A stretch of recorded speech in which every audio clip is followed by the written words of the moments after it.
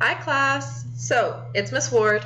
Hopefully, by this point, you know what you're doing today. You're reading the next 10 pages of All My Sons, Act 1. So, like I said, we have a very productive class that needs to happen today, even if I'm not physically there, because our time is going to get cut short by testing for this quarter. The next few classes, we're not going to actually be able to meet. So, I decided to help you with that reading, help you with the comprehension by screencasting and recording the audio that we were listening to. So again, you can choose to use this and read along with it with the audio like we do in class together. Or you don't have to. If you don't like the audio or if it doesn't really help you at all, feel free to just do the reading yourself, quietly. But I just figured that this would be a good option for those of us who kind of want it. So, also because this is a screen recording, don't forget that you can pause it. You can pause it to work on your double entries. You can pause it to consider the different guiding questions that are here, etc. So, I think that's it. I think that's all you really need to know. Remember, you have 10 double entries due at the end of Act 1, so working on them now as you go is always a good idea, but without further ado, I'm gonna go ahead, plug in some headphones so there's no echo, and start the recording.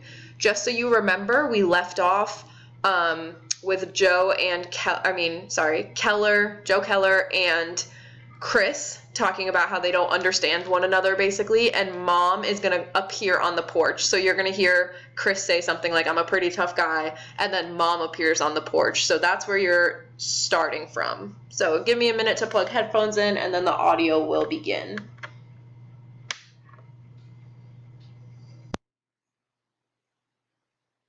Pretty tough guy. Oh, yeah, I can see that. Joe? Hello, Mom. Did you take a bag from under the sink? Yeah, put it in the pail. Well, get it out of the pail. That's my potatoes. God, I thought it was garbage. Will you do me a favor, Joe? Don't be helpful. I can't afford another bag of potatoes. Minnie, scour that pail in boiling water last night. It's cleaner than your teeth. And I don't understand why, after I worked 40 years and I got a maid, why I have to take out the garbage. If you would make up your mind that every bag in the kitchen isn't full of garbage, you wouldn't be throwing out my vegetables. Last time it was the onions. I don't like garbage in the house. Then don't eat. That settles you for today. Yeah. I'm in last place again. I don't know. Once upon a time, I thought when I got money again, I'd have a maid. But now I got money, I got a maid, and my wife is working for the maid. What can you do? It's her day off. What are you crabbing about? Isn't Annie finished eating? She'll be right out. That wind did some job on this place. So much for that, thank God. Sit down. Take it easy. I've got such a funny pain on the top of my head. Can I get you an aspirin? No more roses. That's so funny. Everything decides to happen at the same time. This month is his birthday. His tree blows down. Annie comes. Everything that happens seems to be coming back. I was just down the cellar, and what do I stumble over? His baseball glove. I haven't seen it in a century. Don't you think Annie looks well? Fine. There's no question about it. She's a beauty. I still don't know what brought her here. Not that I'm not glad to see her. I just thought we'd all like to see each other again. And I wanted to see her myself. The only thing is, I think her nose got longer. But I'll always love that girl. She's one that didn't jump into bed with somebody else as soon as it happened with her fella. What are you Never talking? mind. Most of them didn't wait till the telegrams were opened. I'm just glad she came, so you can see I'm not completely out of my mind. Just because she isn't married doesn't mean that she's been mourning Larry. Why then isn't she? Well, it could have been any number of things. Like what, for instance? I don't know. Whatever it is, can I get you an aspirin? It's not like a headache. You don't sleep, that's why. She's wearing out more bedroom slippers than shoes. I had a terrible night. I've never had a night like that. What was it, Mom? Did you dream? More. More than a dream. About Larry? I was fast asleep and...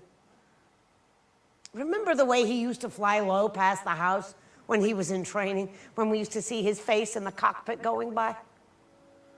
That's the way I saw him. Only high up, way, way up where the clouds are. He was so real, like I could reach out and touch him.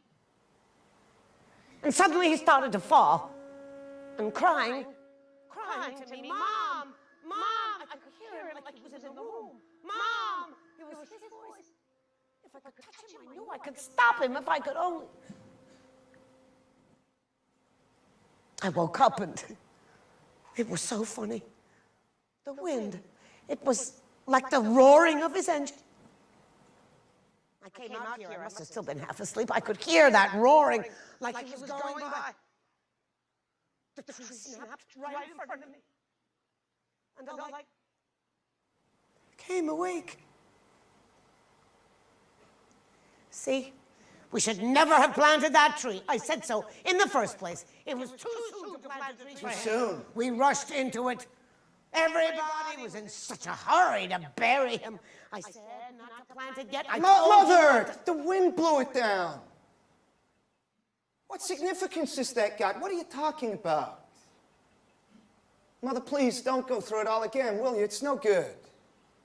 It doesn't accomplish anything. I've been thinking, you know, maybe we ought to put our minds to forgetting him. That's the third time you've said that this week. Because it's not right.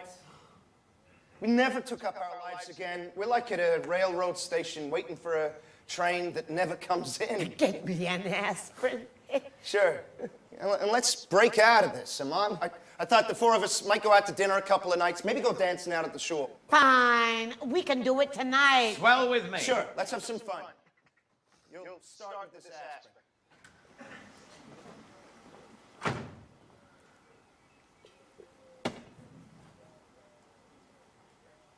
Why did he invite her here? Why does that bother She's you? been in New York 3.5 years. Why all of a sudden? Well, maybe he just wanted to see her. Nobody comes 700 miles just to see. What do you mean? He lived next door to the girl all his life. Why shouldn't he want to see her again? And don't look at me like that. He didn't tell me any more than he told you. He's not going to marry her. How do you know he's even thinking of It's it? got that about it. Well, so. What's going on here, Joe? Now, listen, kid. She's not his girl, Joe. She knows she's not. You can't read her mind. Why is she still single? New York is full of men. Why isn't she married? Probably 100 people told her she's foolish, but she's waiting. How do you know why she waited? She knows what I know, that's why. She's faithful as a rock. In my worst moments, I think of her waiting, and I know again that I'm right. Look, it's a nice day. What are we arguing for? Nobody in this house does take her faith away, Joe. Strangers might, but not his father, not his brother. All right, what do you want me to do? What do you want? I want you to act like he's coming back. Both of you. Don't think I haven't noticed you since Chris invited her. I won't stand for any nonsense. But Kate, because if he's not coming back, then I'll kill myself. Oh. Laugh. Laugh at me. But why did that happen? The very night she came back. Oh, laugh. But there remains in such things. She goes to sleep in his room, and his memorial breaks in pieces. Look at it. Look!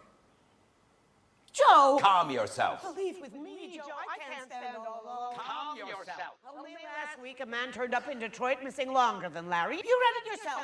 All right. Calm yourself. You, above all, have got to believe you.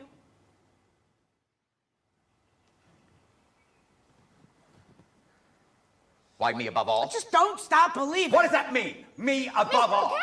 Say, Mr. Keller, Tony just said it again.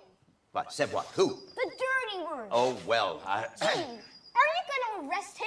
I warned him. Stop that, Bert. Go home. There's no jail here. Oh, but Kate. There's no jail here. I want you to stop that jail business. He's right across the street. Go home, Bert.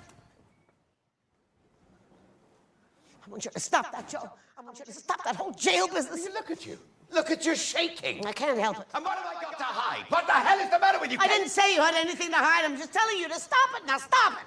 Hiya, Joe. Take a breath of that air, kids. You never get air like that in New York. Annie! Where did you get that dress? I couldn't resist. I'm taking it right off before I ruin it. How's that for 3 weeks' salary? Isn't she the most? It's gorgeous, simply gorgeous. No kidding. Isn't she the prettiest gal you ever saw? You gained a little weight, didn't you, darling? It comes and goes. Yeah, but look how nice her legs turned out. Boy, the trees got thick, didn't they? Well, say it's 3 years, Annie. We're getting old kids. How does Mom like New York? Why'd they take our hammock away? No. It broke a couple of years ago. What broke? He had one of his light lunches and flopped into it. Oh, excuse me. How do you do? Oh, she looks very intelligent. And this is Jim. Dr. Bayless. Oh, sure, he writes a lot about you. Oh, don't believe it. He likes everybody. In the battalion, he was known as Mother McKellar. I can believe it. You know, it's so strange seeing him come out of that yard. I guess I never grew up. It almost seems that Mom and Pop are in there now, and you and my brother doing algebra, and Larry trying to copy my homework. Gosh, those dear dead days beyond recall. Well, I hope that doesn't mean you want me to move out. Jim, come in here. Mr. Hubbard is on the phone. I told Please, you. dear, please. All right, Susie. All right. Now, I've only met you, Anne, but if I may offer you a piece of advice, when you marry, never, even in your mind, never count your husband's money. At once. At once. I told her to take up the guitar. Be a common interest for them. Well, he loves the guitar. Let's eat at the shore tonight. Raise some hell around here like we used to before Larry went. You think of him, you see? She thinks of him. What do you mean, Kate? Nothing. Just that you remember him. He's in your thoughts. That's a funny thing to say. How could I help remembering him? Did you hang up your things? Yeah. Say, you sure gone in for clothes. I could hardly find room in the closet. No, don't you remember that's Larry's room? You mean they're Larry's? Didn't you recognize them? Well, it never occurred to me. I mean, the shoes are all shined. Yes, dear. For so long, I've been aching for a nice conversation with you, Annie. Tell me something. What? Oh, I don't know. Something nice. Means, do you go out much? Choke. Annie, you can't go into a restaurant with that woman anymore. In 5 minutes, 39 strange people are sitting at the table telling her their life story. If I can't ask Annie a personal question. Yeah, ask it's all right, but don't beat her over the head with it. You're beating her. Don't let them bulldoze you. Ask me anything you like. What do you want to know, Kate? Come on, let's gossip. She's the only one that's got any sense. Your mother, she's not getting a divorce, eh? No, she's calmed down about it now. I think when he gets out, they'll probably live together. In New York, of course. Well, that's fine, because your father is still... I mean, he's a decent man after all is said and done. I don't care. She can take him back if she likes. And you? You go out much? You mean, am I still waiting for him? Well, no, I don't expect you to wait for him, But that's what you mean, isn't it? Well, yes. Well, I'm not, Kate. You're not? Isn't it ridiculous? You don't really I imagine. know, dear, but don't say it's ridiculous, because the papers are full of it. I don't know about New York, but there was half a page about a man missing even longer than Larry, and he turned up from Burma. He couldn't have wanted to come home very badly, Mom. Don't be so smart. Can't have a hell of a time in Burma. So I've heard. Mother, I bet you money you're the only woman in the country who after 3 years is... You're sure? Yes, I am. Well, then, if you're sure, then you're sure. You don't hear it on the radio, but I'm sure in the dark at night, they're still waiting for their son. Mother, you're absolutely... Oh, don't be so damn smart! Now, stop it. There's just a few things you don't know. All of you. And I'll tell you one of them, Annie. Deep, deep in your heart, you're always been waiting for him. No, Kate. But deep in your heart, Annie. She ought to know, shouldn't she? Don't let them tell you what to think. Just listen to your heart. Only your heart. Why does your heart tell you he's alive? Because he has to be. But why, Kate? Because certain things have to be.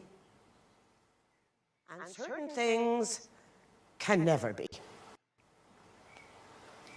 Like the sun has to rise, it has to be.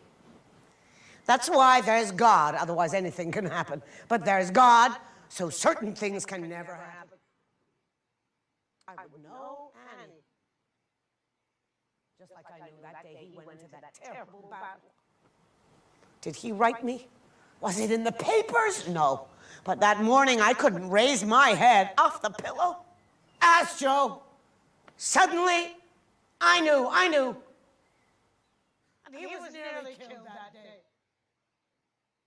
And you know that I'm right. No, Kate. I have to have some tea.